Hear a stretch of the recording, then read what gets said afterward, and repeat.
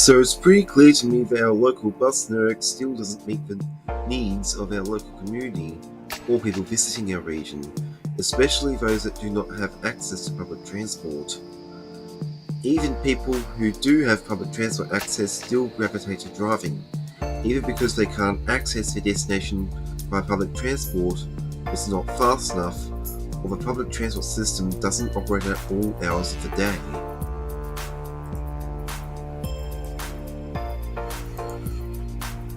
In the past few decades, our local bus network hasn't really changed much and has been very slow at adapting to the growing expansion of our communities.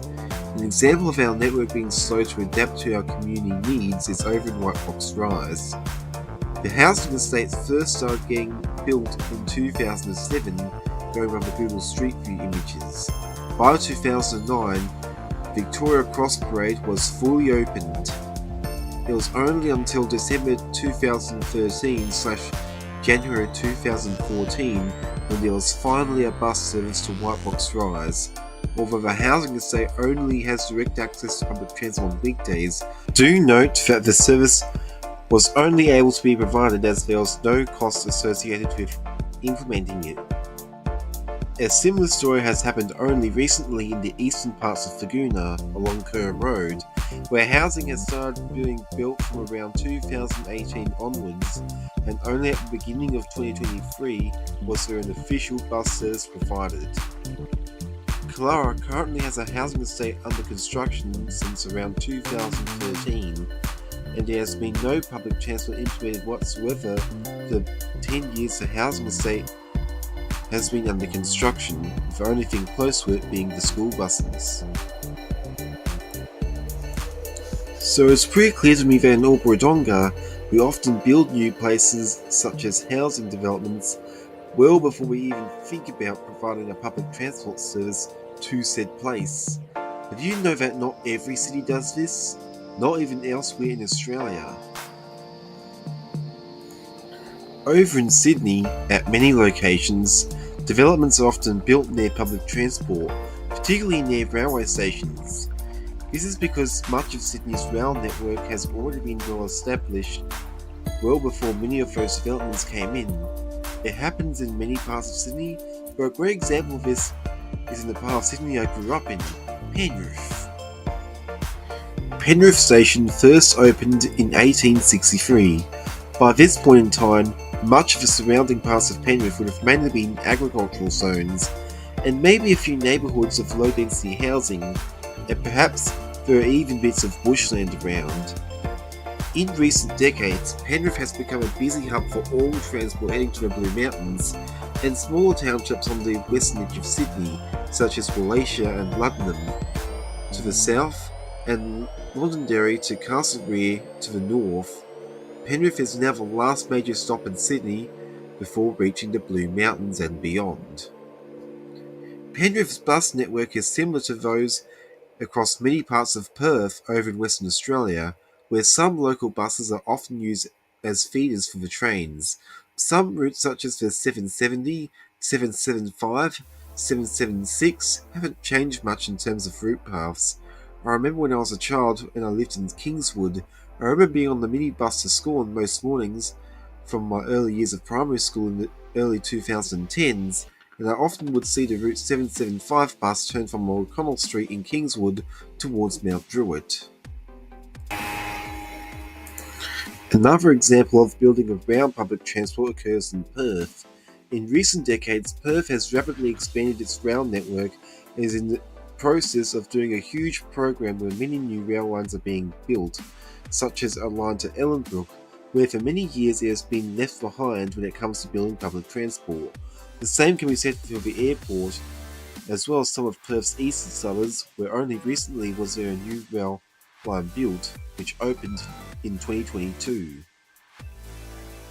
Perth often builds its bus network around its rail network, and in many areas it's not uncommon for a bus route to operate around every 15 minutes during peak periods, and probably every half an hour outside peak periods.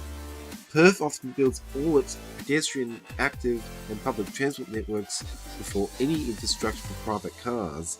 An example of this occurring is in the northern suburbs of Perth, The rail line was built to Joondalup in the 1990s, before later being extended to Currumbine during that time, and later Clarkson in the 2000s. Then it got extended to Butler in 2014. The Mitchell Freeway from Currumbine was extended to Clarkson and Noagup in 2017, and then to Alkimos in 2023. Meanwhile, the Joondalup line is currently in the process of being extended from Butler to Yanchep, and is planned to open over the coming months as I make this video, and eventually when the time comes, the line will be extended to the suburb of Two Rocks. In fact, as I make this video in February 2024, there are already plans to overhaul the bus network in the northern suburbs of Perth when the Yanchep extension opens. This means when the new extension opens, people in the northern suburbs will have more choices in how they get around by bus, as well as giving some residents access to public transport for the first time. To avoid being biased to the big cities such as Sydney and Perth, let's talk about the regional town of Warrnambool in southwestern Victoria. Warrnambool is also an example of a town with a bus network in a regional area that covers a lot of the town, as well as some surrounding communities. The network in Warrnambool looks very similar to that of Albury in terms of network map design, and is one of the very few towns in regional Victoria that have a 7-day bus service, and many routes operate services once every half an hour during peak periods and every hour at other times.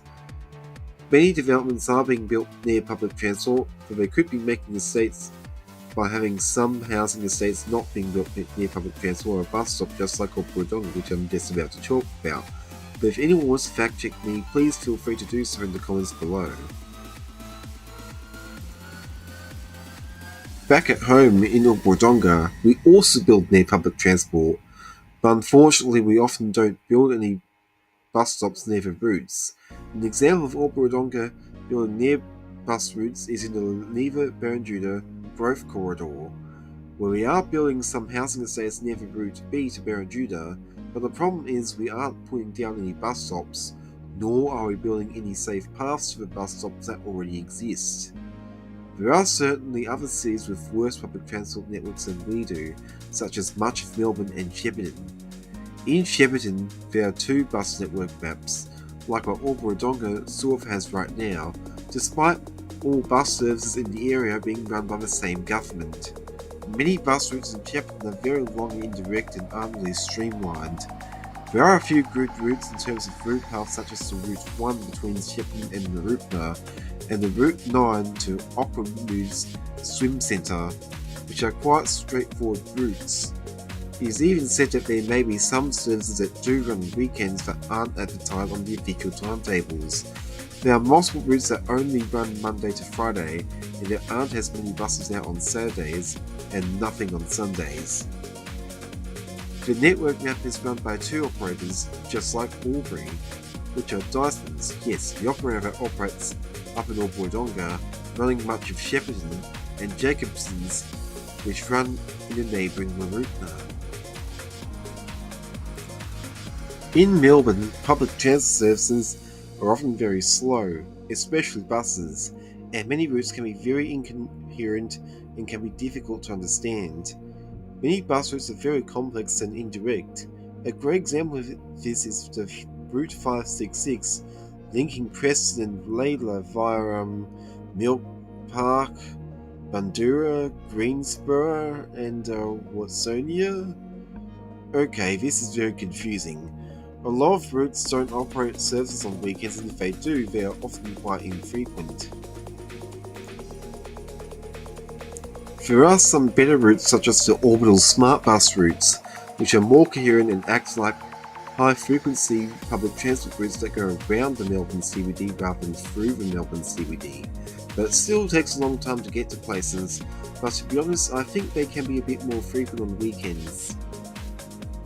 There are some very good routes in the western suburbs of Melbourne, especially around the Williams Landing area. Their routes are very frequent and the network is easy to read. It's in the city of Wyndham local government area. It's way better than Shepparton and many other parts of Melbourne, but there is still terrible planning involved, especially at some new stations such as in Tarneit.